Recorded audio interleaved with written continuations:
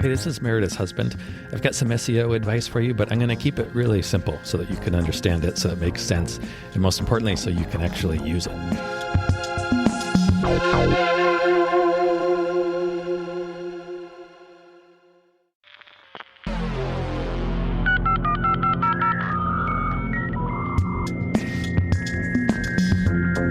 Hey, this is Meredith's husband. I've got some SEO advice for you, but I'm going to keep it really simple so that you can understand it, so it makes sense, and most importantly, so you can actually use it.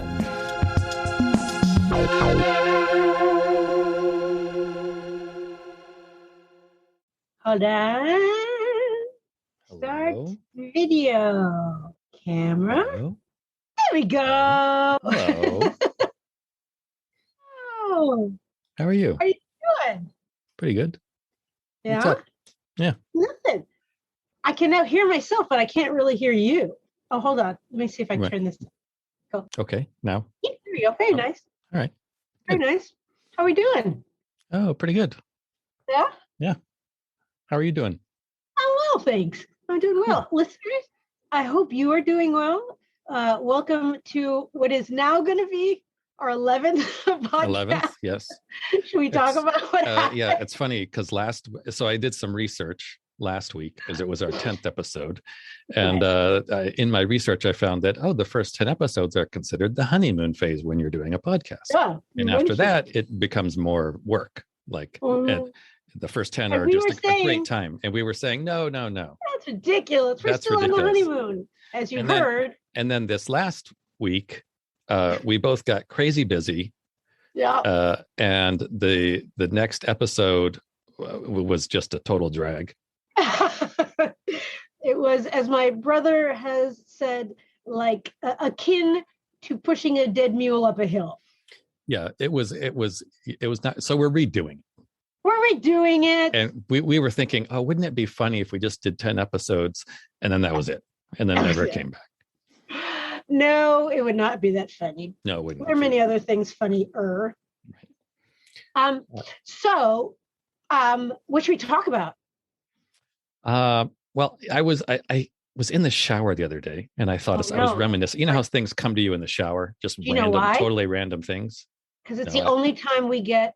It's called. I can't remember what it's called, but it's akin to creative sleep, meaning that's the only time when you're not distracted by something else, and your body knows what to do because you go through the motions, and you're not distracted. So your brain actually has time to process things and think about things. And, it's also relaxing.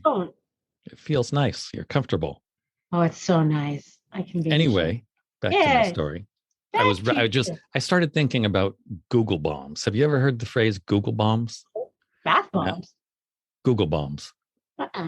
Google. So this was a big thing in the past. And I don't know why I started thinking of it all of a sudden, but I thought, this is a good way. This kind of explains why linking is so important.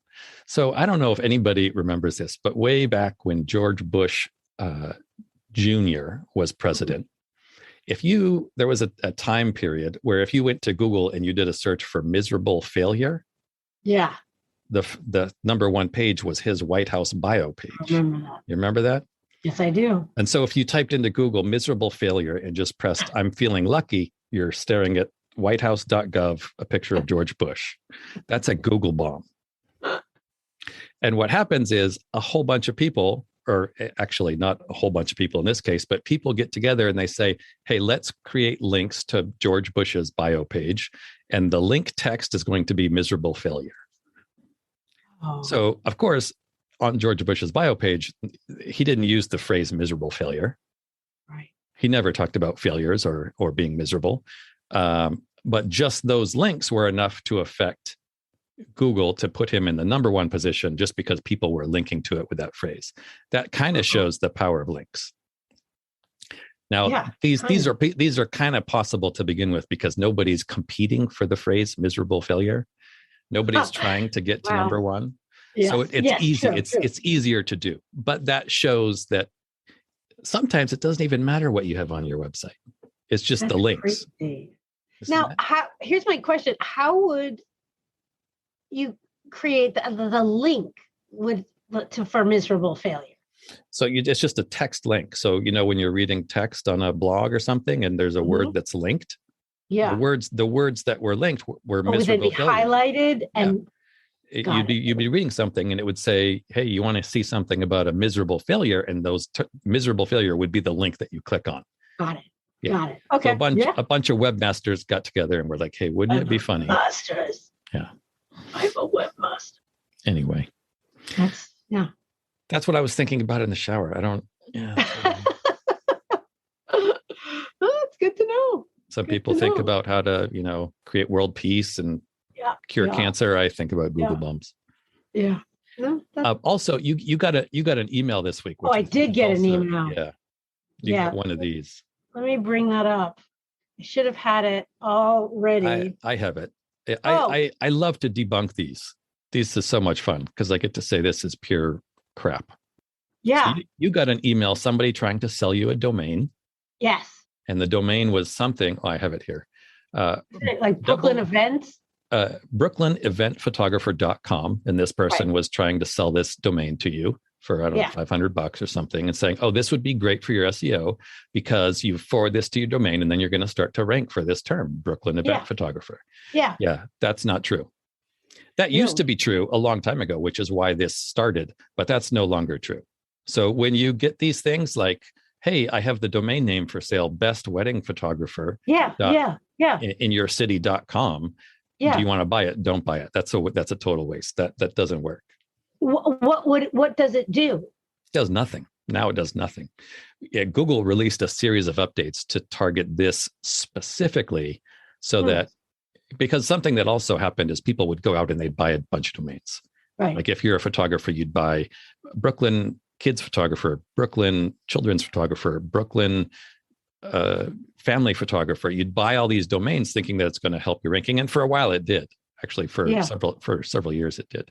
And then Google started realizing, oh, hey, we're kind of giving rise to this whole sort of secondary spammy market of buying and selling domains. It's like tickets. What are they called when you buy the tickets and double scalpers? Scalpers. Yeah. It's a terrible name, scalpers. Yeah, I don't know. Good point. I don't know. Yeah. Seriously. Yeah, that's terrible. Isn't it?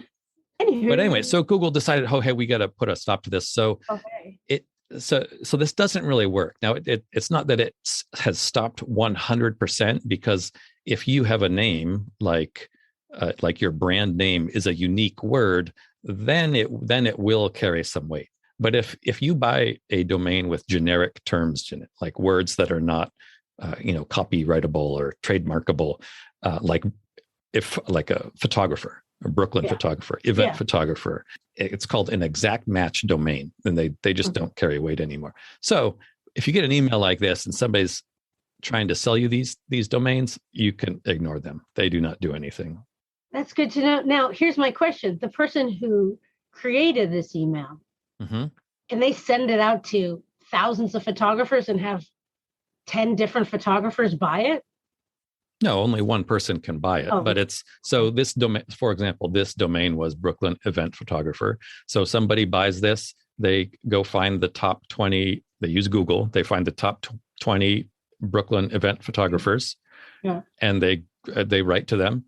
They find their email on their website, or they submit a form and they say, hey, I have this domain. Do you want to buy it for $500? Interesting. Somebody might buy it. Yes. No, hopefully nobody listening to this podcast. Well, yeah. Right. Now we all know better. So what else? Do you want to talk about images? Do I want to talk? I always want to talk about images. Yeah. I thought that would be something good to talk about since this is all for photographers. Yes. So what can you do with your images to improve your SEO? Tag them. You can tag them. Yes. Good. There's a few things. There's three things you can do with your images. And as a photographer listening to this, you might know one or all of them. You might not. You may well know at least one of these. You probably have heard about all three of them, but I'm going to kind of explain them and shed some light on them, I think. Okay. So the first one is image size. Yeah. So you want to keep your image size down so that it doesn't take long to load. Right. number one. Number two, and I'll get into these. Okay. Number two is tagging them, is alt tags, image alt tags. And then number three, which is less important but can still be important, is file naming. File naming. Yeah. Okay. And that will, like I said, I'll get into each of these, but that can affect your alt tags. And it can help in other ways too. But so first, so file size, so your image size. So when you save an image for the web, you want to optimize it for speed, so it downloads quickly. So you don't get those like rum things. What are those things? You know, the arrows and the loading. Yeah. Yes. Yeah. And it's usually the loading GIF, spinning wheel. Whatever. I don't think they don't have that music. That's a good idea though, wouldn't it? Wouldn't it be cool? You spin me right around. Okay. So I'm really good at making you lose track. Yes. So you want to keep your images so that they load fast. Now, our connections are getting faster and faster. So this is not so much an issue for users, at least not as much as it used to be. So you might think that this is not that important.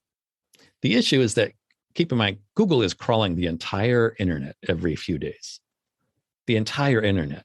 So to Google, if images take 4 nanoseconds to load, versus 1 nanosecond to load, it takes them 4 times as long to crawl the internet.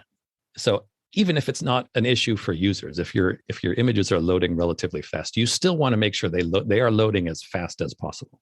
And the way to do this is with Photoshop. Okay. You might be able to, there's other programs that will do this. I don't know if Lightroom does it.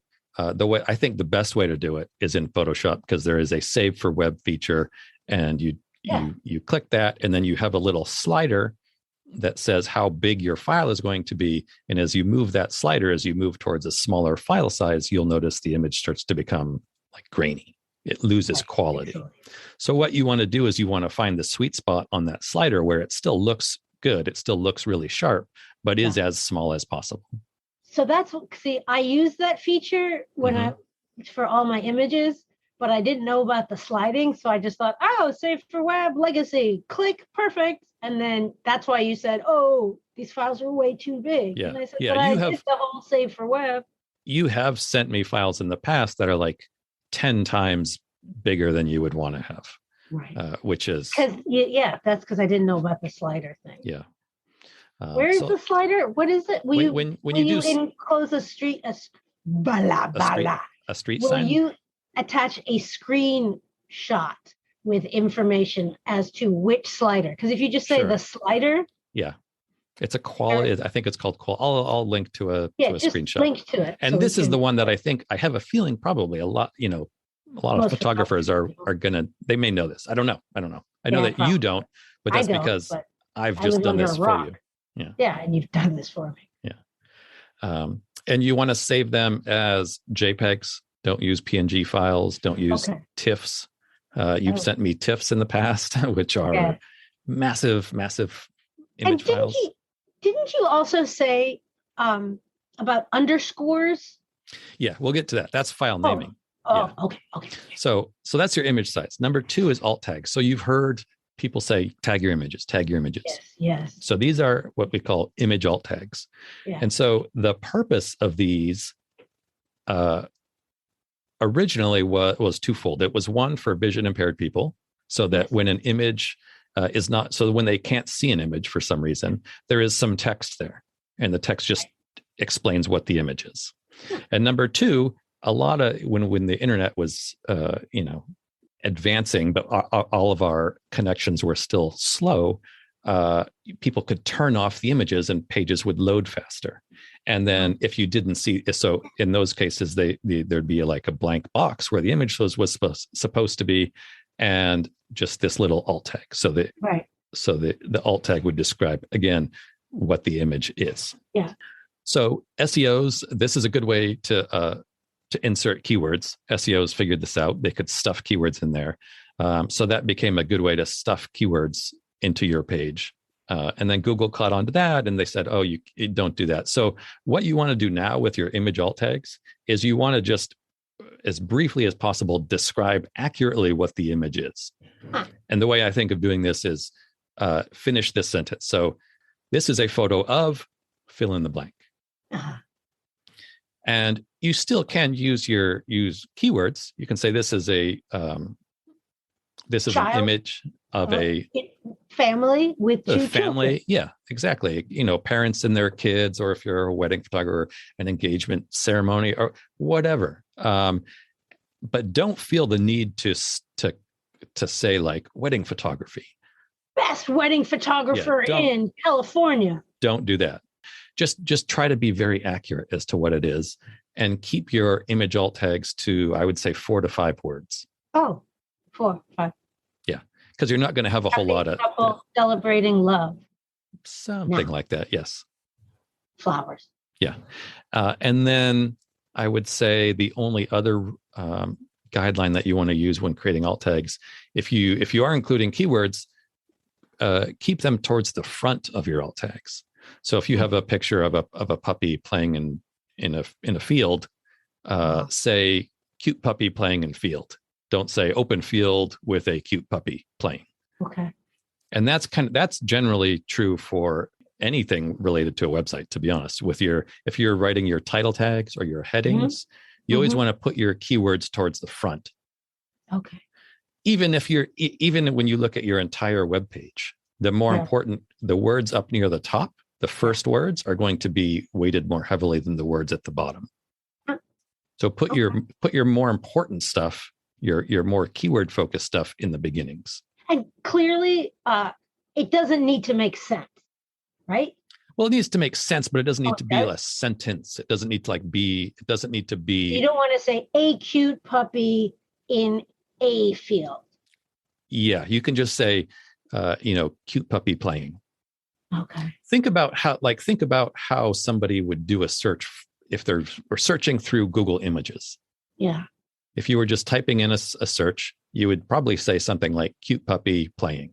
If you wanted to see cute puppies playing. Yeah. You wouldn't say a cute puppy playing with a red ball in a You'd field. keep it brief. Yeah. Okay.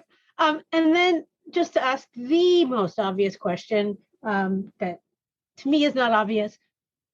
Where are you putting these words and these keywords? You know what I'm saying? Yes. You do this for me? I do this for you. Yeah. But anybody, if you're familiar with. I'm sure this is really obvious to most people, but I don't know where you're doing this. Yeah. So anytime you upload an image to WordPress, there's going to be a couple fields. There's the image title and the alt text. Okay.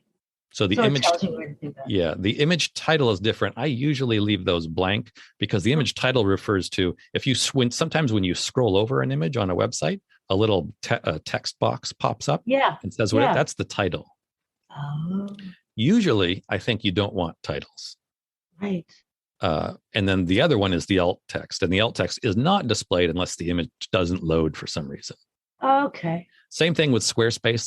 There's a field for your alt tags. Okay. Any sort of website editor, there's going to be a field for your alt tags. All right, thank you. Good to know. And so the final thing, your file names are not as important. But I know on Squarespace, if you load an image and you don't give it an alt tag, it will use your file name as the alt tag. Yeah. Now, I have a question about that so when I name my files for my clients, I do the copyright sign and then Meredith's Dinner Photography, and now I put dashes in between them, and then I have the client's name underscore and then the number. But then sometimes Photoshop will say, hey, you don't want to use these characters. Special characters. Yeah, special characters. You want to keep special characters out of your file name. So the copyright sign, underscores, you don't want to use underscores. That's a special character. Don't use spaces. Don't use spaces when you name your image files. Really? Use hyphens. Use hyphens in between words. Yeah. Hyphens is the one in the middle that's short. Yes. Okay. Just making sure. Making sure everyone is just keeping up. keeping up. If they're not the apostrophes, no commas, no question marks. Right. A little. Because when people search, they're going to use spaces when they search. Yeah. The hyphens read as spaces to Google. Really? An underscore is a special character. So people are not searching for, when they're not including underscores when they search. Same thing with the copyright sign or dollar signs. I should no longer add the copyright? I take them out. When you give me your images, I take them all out. Yes. Yeah. Interesting. So here's how I go about file naming. Number one, you want to keep your file name reasonably short. You don't want it to be like really long, because a lot of times, no matter how you're looking at your file names, there's going to be a limited amount of space where you see it. Right. Also, you don't want to try to stuff keywords, and you don't want it just to be long, because you start to appear to Google like, hey, I'm trying to stuff all my keywords and names in my file. Don't do that. I feel like you go into a bakery and you're just stuffing pastries in your drip to walk out like. Yeah, you're the only one that's thinking that right now. I am thinking it though. Yeah. So keep your file names reasonably short. And then you want to do a few things. You want to have a naming system that is good for you in managing your files. As a photographer, I'm sure you have these methods already. Yeah. But then you want to. Yeah. Okay. And throw that out the window. Then you want to include some sort of keyword focused descriptor, like children. If it's children's photography, I like to include something about children first. That helps me know that this file is going to be on Meredith's children's page versus her events page. If it were a picture of a birthday party, it would be like first event photo. Right. So then I immediately know, and I can look at your list of files and say, okay, these are on her event page, etc. That's how I do it. Oh, yeah, that's very clever. And then I like to include some sort of branding. So Zinner photo, Meredith's Zinner. This doesn't have to be 100% consistent with all your photos, because people might be searching differently. But the reason for this is that, well, now if somebody searches for Meredith's Zinner photography, they're going to hopefully see all your photos, not all your photos, but they're going to see when they on that first page of Google, it's going to be a bunch of your photos. Meredith Zinner. Yeah, this can help do that. That's so clever. I would probably not put any sort of branding in your alt tags. That's not where. So don't put in your image alt tags, don't put Meredith Zinner photography. Okay. It's because again, that's where you're just describing what the image is to somebody who can't see it. So you're not saying this is Meredith Zinner photography. Right. Unless it's like your logo. Your logo might have Meredith Zinner photography logo. Right. Or if it's a picture of me, would be Meredith Zinner. Yes, exactly. Okay. But in your file naming, I often like to do some sort of branding. There are some additional reasons, but they're not really that important for putting branding in your name or in their file names. So I have a question about the copyright thing. So when my clients purchase digital files, I name them with the copyright, and then I put them in 3 categories: for print, for personal use, and for social sharing. So the ones for social sharing, should I take out the copyright? The symbol, you mean? I would always avoid putting special characters in file names, because you don't know how whatever system, if somebody's storing those files on their phone, on their computer, is it a Mac, is it Windows, is it on Facebook? All of these systems are going to look at special characters differently, and that could screw it up. Now, it's probably not a problem with a copyright sign. But I would not do that. If you really want to say that this image is copyright, just put the word copyright at the end of your file name. Okay. Just say and copyright. Then it's also in the meta tags. It's in the meta keyword. So that would be covered. Yeah, technically there is a copyright there. But also you can't really do much to prevent people from sharing this image around the web. Right. But you can't, if you want to, remind people who are receiving these files, hey, these are I have the copyright at the very end of the file name. You could say copyright MZP or copyright Zinner photo or. Excellent. That's very informative, my husband. Yeah, you're welcome, Meredith. I was thinking I could do a podcast and it would be Meredith's husband's wife. Could be. And then I could do a blog and it would be Meredith's husband's wife's husband.com.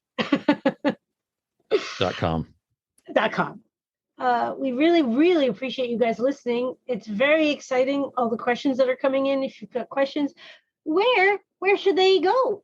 They can send questions. There's actually a link in the show notes. Oh, they can just click that link. That will take them to meredithshusband.com, where they can submit those questions. Fabulous. And I love this debunking. So if you get emails that you're like, is this real? Is this a thing? Send me those emails. I love to say like, hey, this is a pile of crap. Because there's more. And every time I go, I'll send it to you and I'll just write question mark in that. Yeah. My general rule is if somebody is sending you an email out of the blue trying to sell something, it's probably not worth buying. Probably if not. If it were worth buying, they wouldn't need to send random emails to people telling them to buy hundreds of people. Yeah, that's true. A general approach. That's a good idea. It's a good statement. Observation. That's the word. The observation. I'm still waking. Okay. All right. Thank you, everybody. Thank you. See you later. Have a wonderful day, everybody.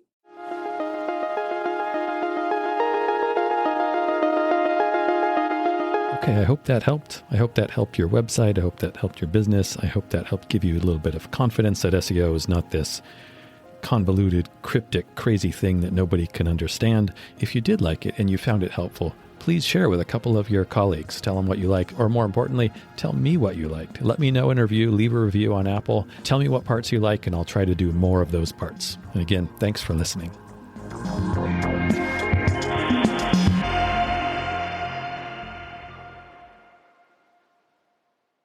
Hey, thank you so much for listening. We really hope that you find this helpful and useful.